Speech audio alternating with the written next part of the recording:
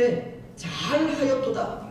착하고 충성된 종아, 내가 적은 일에 충성하였음에 내가 많은 것을 내게 맡기리니 내 주인의 즐거움에 참여할지어다 하고.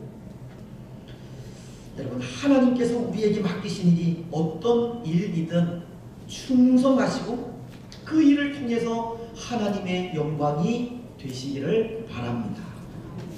이제 말씀을 맺겠습니다. 사랑하는 여러분, 오늘 사울이 바울 되기까지 아나니아라고 하는 한 사람의 헌신을 잊어서는 안 됩니다. 어쩌면 그에게 맡겨진 일이 남들이 꺼려하는 일이었을지 몰라도 아나니아는 그것이 자신의 일임을 알고 순종하며 나아갔을 때 그 일은 사울을 바울 되게 했고, 그 일은 하나님께 영광이 되었으며, 그 일은 자신에게도 영광스러운 일이 되었습니다. 여러분, 오늘 우리에게 주어진 일이 어떤 일이든 성실히 감당하시고 충성하시기 바랍니다.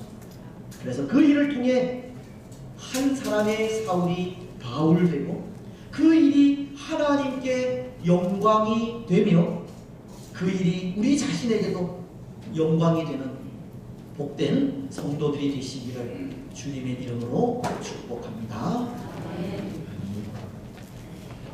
우리 찬송하겠습니다. 사랑하는 여러분, 오늘 하나님 앞에서 살아가는 우리의 삶 속에 가장 영광스러운 때를 생각하자면 그 때가 어느 때이겠습니까? 우리가 기도하고 바라던 일이 이루어졌을 때 그때가 가장 영광스러운 때이겠습니까? 아니면 예수님 때문에 이 세상으로부터 곤욕을 당하고 핍박을 당하며 고통을 당할 때 그때가 가장 영광스러운 때이겠습니다. 교회 역사에 있어서도 가장 영광스러운 때가 있었습니다. 때로 사람들은 그때가 로마로부터 교회가 당한 모든 핍박이 끝나고 기독교를 국교로 공인한 때가 아닌가 생각을 하지만, 오히려 교회가 가장 영광스러웠던 때는 예수님 때문에 핍박을 당하고 고난을 당하던 때였습니다. 흔히 말하는 카타콤 시대를 말하는 것인데요, 그때 주의 성도들은 예수님 때문에 당하는 핍박으로 지하 무덤에까지 내려가는 고통을 당했지만 그것까지도 기쁨으로 여기고 이 순교의 신앙으로 믿음을 지켜갔기 때문에 그때를 교회 역사상 가장 영광스러운 시대라고 하는 겁니다.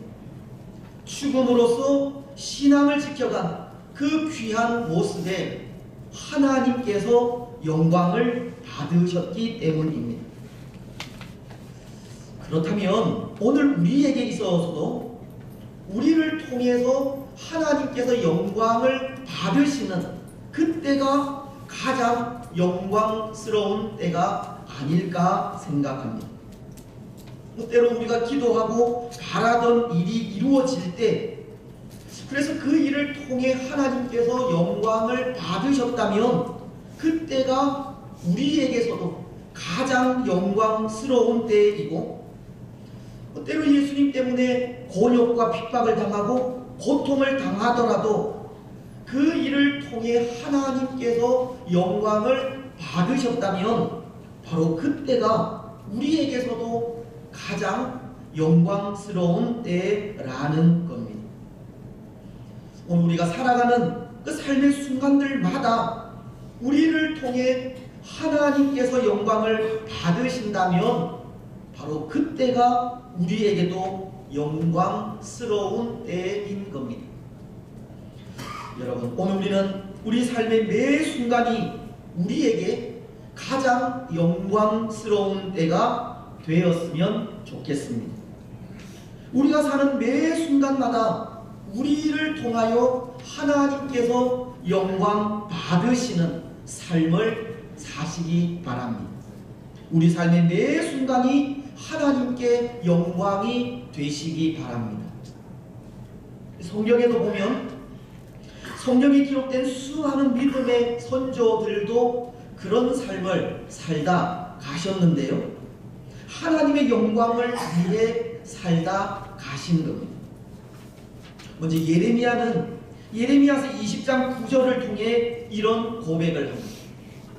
내가 다시는 여호와를 선포하지 아니하며 그의 이름으로 말하지 아니하리라 하면 나의 마음이 불붙는 것 같아서 골수에 사무치니 답답하여 견딜 수 없나이다. 예레미야는 하나님의 말씀을 전하지 않고서는 견딜 수 없는 심령을 가져 하나님의 뜻을 전하는 일로 하나님께 영광을 돌렸고, 또 다니엘서 6장 10절을 통해 그의 모습을 전하는 것이, 다니엘이 이 조서에 왕의 도장이 찍힌 것을 알고도 자기 집에 돌아가서는 윗방에 올라가 예루살렘으로 향한 창문을 열고 전에 하던 대로 하루 3번씩 무릎을 꿇고 기도하며 그의 하나님께 감사하였더라. 다니엘은 바벨론의 포로로 잡혀 있을 때 그가 누구이든 바벨론 왕 이외의 것을 향해 기도하면 사자굴에 던질 것이라고 하는 조서가 반포되었지만, 그럼에도 죽음을 무릅쓰고 전에 하던 그대로 하나님께 기도하고 감사함으로 하나님께 영광을 돌렸습니다. 또 사도행전에 나오는 다비다라고 하는 여성도는 하나님의 이름으로 성도들을 보살피고 주의 교회를 돕는 손길을 통해 하나님께 영광이 되기도 했고, 또 어떤 사람들은 비록 그 이름이 성경에 기록되지는 않지만 그에게 주어진 삶을 하나님의 이름을 위하여 살아감으로 하나님의 영광이 되기도 한 것입니다. 때로 아무런 종적도 아무런 행적도 나타내지 않았지만 하나님의 말씀에 순종하여 살아가는 것만으로도 하나님께 영광이 된 사람들도 있었습니다. 여러분, 아마도 오늘 우리가 읽은 본문에 기록된 이 아나니아라고 하는 사람도 그런 사람이 아닌가 생각합니다. 오늘 10절은 이렇게 말씀을 하시는데요. 그때에 다메섹에 아나니아라 하는 제자가 있더니 주께서 환상 중에 불러 이르시되 아나니아야 하시거늘 대답하되 주여 여기 있나이다 하니. 근데 이 아나니아라고 하는 사람은 성경의 인물 중에 그렇게 두드러진 사람이 아니었다는 겁니다. 그에게 대해서는 오늘 본문이 잠깐 언급을 할 뿐 그에 대한 자세한 기록도 행적도 알 수 없는 사람입니다. 그는 단지 다메섹에 사는 제자로만 기록이 될 뿐입니다. 하지만 그럼에도 이 아나니아는 하나님의 영광을 위해 살다 간 사람이라는 겁니다. 비록 그의 이름은 드러나지 않고 그 행적의 자세한 부분은 알 수 없지만 그는 그에게 주어진 역할을 최선을 다해 감당했기 때문입니다. 오늘 말씀도 보십시오. 다메섹의 제자인 이 아나니아에게 하나님께서 맡기신 역할이 있습니다. 그것은 폭행자요, 박해자요, 또 죄인 중에 괴수인 사울에게 예수 그리스도를 전하는 일입니다. 사울이 바울 되기 전 사울을 위해 준비된 사람이 무명의 아나니아라는 겁니다. 오늘 말씀은 하나님께서 아나니아를 불러 다메섹 도상에서 소경된 사울에게로 보내시기 때문입니다. 11절을 보시면 주께서 이르시되 일어나 집가라 하는 거리로 가서 유다의 집에서 다소 사람 사울이라 하는 사람을 찾으라. 그가 기도하는 중이니라. 그런데 여러분, 사실 이 아나니아는 하나님의 이 음성에 순종할 수 있는 상황이 아니었습니다. 왜냐하면 그는 이미 사울이 어떤 사람인지 알고 있기 때문입니다. 또 그가 왜 다메섹에 오게 되었는지, 그가 믿음의 사람들에게 어떤 일을 행했는지, 또 그가 지금 어떤 형편에 처해 있는지 아나니아는 알고 있다는 겁니다. 사울은 주의 교회를 잔해하고 멸하려 한 사람이고 주의 성도들을 박해하기 위해 대제사장의 공문을 들고 다메섹으로 온 사람임을 이 아나니아는 듣고 알고 있는데 어떻게 그런 사울을 찾아갈 수 있겠습니까? 쉽게 찾아갈 수 있는 상황이 아니라는 겁니다.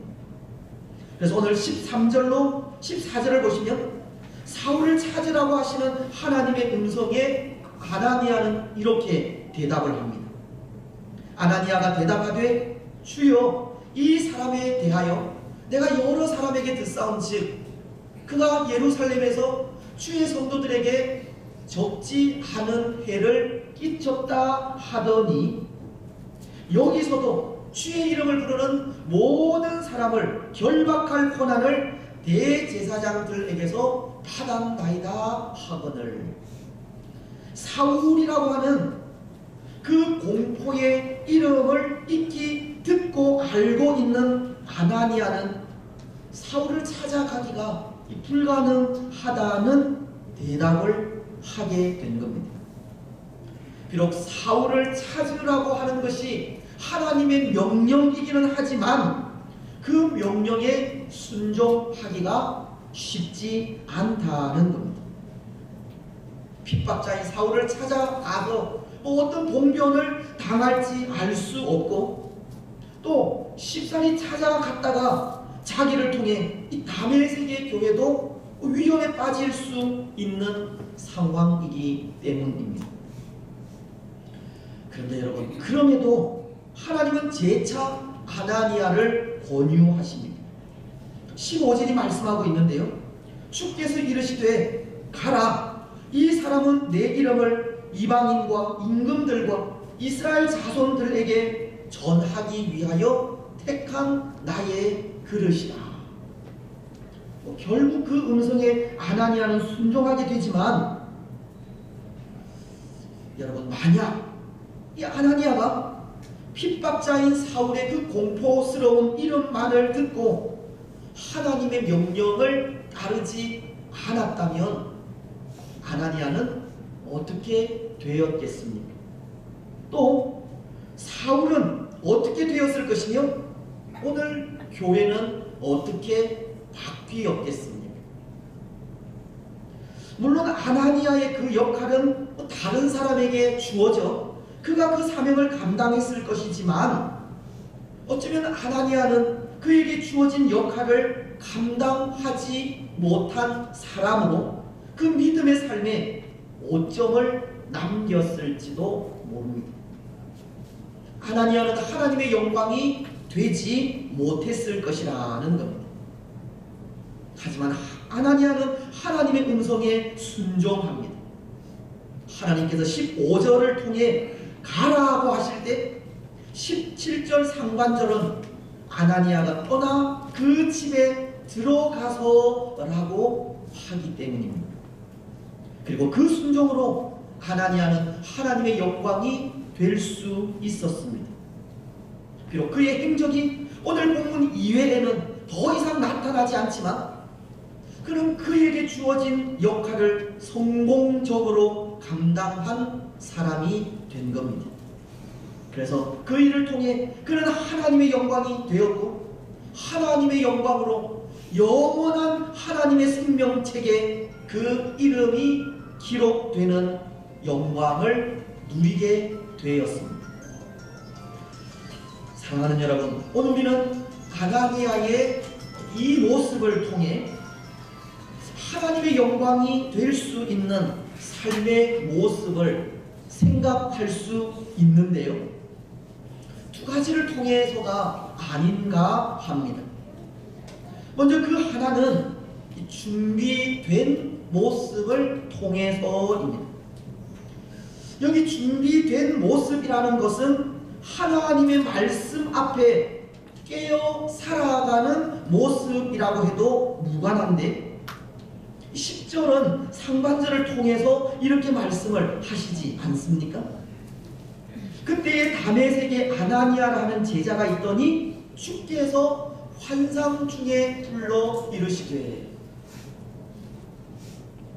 말씀은 그때에 다메섹에 아나니아라 하는 제자가 있었다라고 하십니다. 이미 아나니아는 예수 그리스도의 제자가 되어 있었던 분입니다. 그리고 환상 중에 아나니아를 부르셨다라고 하는데요, 여기 환상 중에 아나니아를 부르셨다라고 하는 이 말은 뭐 어떻게 꿈꾸는 상태나 정신이 희미한 상태가 아니라 깨어있는 상태 속에 하나님의 초자연적인 계시가 임했다고 하는 말로, 아나니아는 지금 이 성령으로 말씀으로 충만한 상태였음을 전하고 있는 겁니다. 이것은 바울의 증언을 통해서도 알게 되는데요, 사도행전 22장을 보면 사울이 바울 되었을 때 그가 다메섹 도상에서 예수님을 만난 사건을 간증하면서 이 아나니아에 대해서 이렇게 말을 하고 있기 때문입니다. 사도행전 22장 12절로 13절은 율법에 따라 경건한 사람으로 거기 사는 모든 유대인들에게 칭찬을 듣는 아나니아라 하는 이가 내게 와 곁에 서서 말하되, 형제 사울아 다시 보라 하거늘 즉시 그를 쳐다보았노라. 바울은 아나니아에 대해서 율법에 따라 경건한 사람이라고 하면서 아나니아는 말씀 충만한 사람임을 전하고 있는 겁니다. 아나니아는 말씀 안에서 깨어 있었던 사람이라는 겁니다. 그러기에 하나님은 그에게 찾아오셨고 그를 사울에게로 보내시게 된 것입니다. 그렇습니다. 사랑하는 여러분, 하나님은 말씀 안에서 깨어있는 자를 사용하시고 그에게 하나님의 일을 맡기십니다. 하나님은 준비되어 있는 자를 부르시고 준비된 자를 사용하신다는 겁니다. 구약 성경을 보면 우리가 잘 아는 사사 기드온을 볼 수 있는데요, 기드온도 그런 사람이었습니다. 말씀으로 준비된 사람이었다는 겁니다. 비록 그는 의심이 많고 하나님을 전적으로 믿지 못해 여러 번 하나님께 증거를 요구하기도 했지만 그는 말씀 안에서 준비된 사람이었다는 겁니다. 사사기서는 6장 12절로 13절을 통해 이렇게 말씀하시기 때문입니다. 여호와의 사자가 기드온에게 나타나 이르되, 큰 용사여 여호와께서 너와 함께 계시도다 하매, 기드온이 그에게 대답하되, 오 나의 주여, 여호와께서 우리와 함께 계시면 어찌하여 이 모든 일이 우리에게 일어났나이까? 또 우리 조상들이 일찍이 우리에게 이르기를 여호와께서 우리를 애굽에서 올라오게 한 것이 아니냐 한 그 모든 이적이 어디 있나이까? 이제 여호와께서 우리를 버리사 미디안의 손에 우리를 넘겨주셨나이다 하니, 여호와의 사자가 기드온을 큰 용사로 부르실 때 때로 기도는 여호와의 사자 앞에서 여호와께서 함께 하시면 왜 이런 고난을 당해야 하느냐고 불평과 원망을 하는 것처럼 보여도 이 말씀 속에는 기드온이 이스라엘의 역사, 즉 하나님께서 이스라엘을 위해 행하신 그 모든 역사를 꿰뚫고 있음을 보게 되는 겁니다. 여호와께서 우리를 애굽에서 올라오게 한 것이 아니냐 한 그 모든 이적이 어디 있나이까 라고 하나님께서 이스라엘과 함께 하신 그 역사를 기드온은 알고 있었다는 겁니다. 다시 말씀을 드리면 기드온은 말씀 안에서 잘 준비된 사람이었고 말씀으로 준비되어 있을 때 비록 그가 인간적으로 이 연약한 부분은 있지만 그럼에도 하나님은 그를 불러 큰 용사로 세워주시는 겁니다. 하나님은 말씀 안에서 깨어있고 준비된 자를 부르시고 그에게 한 역할을 맡기시는 겁니다. 그래서 오늘 하나니아도 그가 말씀으로 준비된 사람이었기에 사울에게 가기를 주저하는 그에게 하나님께서 다시금 말씀으로 권유하실 때 말씀 앞에 온전히 순종할 수도 있게 된 겁니다. 말씀으로 준비된 자는 말씀 안에서 순종하게 된다는 겁니다. 사랑하는 여러분, 하나님은 말씀으로 준비된 자를 부르십니다. 그리고 말씀으로 준비된 자를 사용하십니다.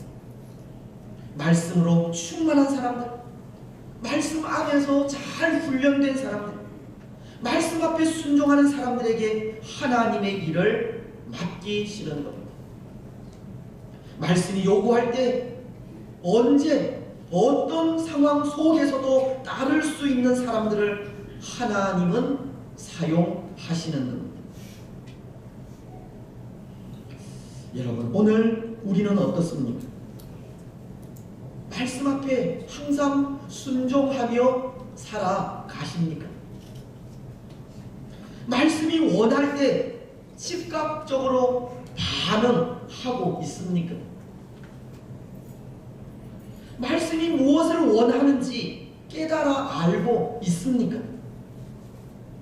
오늘 우리는 말씀 앞에 겸손하게 서서 말씀이 무엇을 원하시는지 깨달아 아시기를 바랍니다. 말씀이 원하실 때 즉각적으로 반응하시고 말씀 앞에 항상 순종하며 나아가시기 바랍니다. 그래서 그 순종을 통해서 하나님의 영광이 되시기를 바랍니다. 이제 또 하나, 아나니아를 통해 하나님의 영광이 될 수 있는 모습을 생각하자면 그것은 조력자의 삶을 통해서입니다. 조력자의 삶도 아름답다는 것이고 그 삶이 하나님께 기쁨이 된다는 겁니다. 15절은 이렇게 말씀하시는데요. 주께서 이르시되 가라, 이 사람은 내 이름을 이방인과 임금들과 이스라엘 자손들에게 전하기 위하여 택한 나의 그릇이다. 사울을 향해서 하나님은 그는 내가 택한 나의 그릇이라고 하십니다.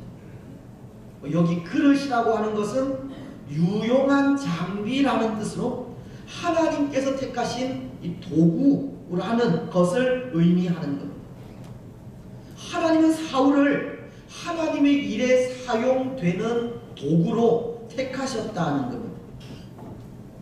그런데 이 말이 아나니아에게는 하나님께서 택하신 도구를 돕는 조력자가 되라고 하시는 말씀입니다. 그렇지 않습니까? 사울을 향해 가라고 하신 하나님의 음성에 사울은 핍박자요 박해자이기에 도저히 갈 수 없다고 한 아나니아에게 하나님은 내가 너를 보내어서 그를 변화시키는 주도적인 역할을 하겠다라고 하신 것이 아니라 사울은 내가 쓸 그릇이기 때문에 그에게 가서 그를 도우라고 그렇게 말씀을 하신 겁니다. 때로 이 말이 아나니아에게 섭섭할 수도 있는 말씀이라는 겁니다. 핍박자인 사울을 찾아가서 그에게 안수하여 그를 변화시키라는 것이 아니라 그를 돕는 자가 되라고 하시기 때문입니다. 어쩌면 아나니아에게 사울의 들러리가 되라는 말씀과도 같은 겁니다. 여러분 섭섭하지 않겠습니까? 오늘 우리에게 누군가의 들러리가 되라고 한다면 오늘 우리는 기쁘게 그 일을 감당할 수 있겠습니까? 오늘 이 시대는 자기 자신을 나타내는 시대이고 나 자신이 드러나지 않으면 도태되는 시대인데, 이런 시대에 내가 아닌 다른 사람을 위해 살라고 한다면 누가 그 일을 기쁘게 감당할 수 있겠습니까? 하지만 하나님의 나라의 묘미는 바로 여기에 있는 겁니다. 오늘 우리가 우리 자신이 아니라 다른 사람을 위해 살 때 하나님께서 우리를 높여주시고 인정하시는 것에 묘미가 있다는 겁니다.